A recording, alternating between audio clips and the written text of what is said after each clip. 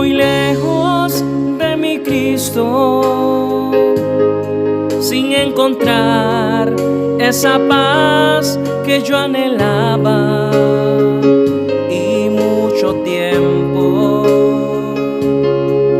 yo vivía tristemente sin poder encontrar la paz que yo anhelé. Muriendo estoy, pero mi Cristo,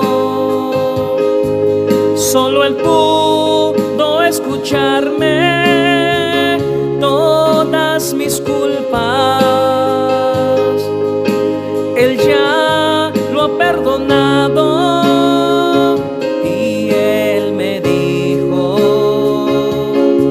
ya tus pecados lo he perdonado, tal como eres.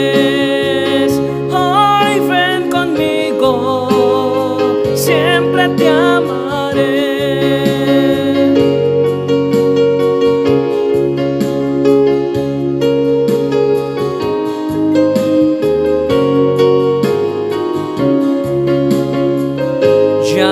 Dawan wina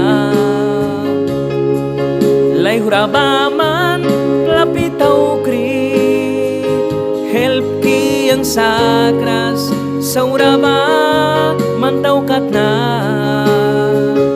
piuay laluwa saribaman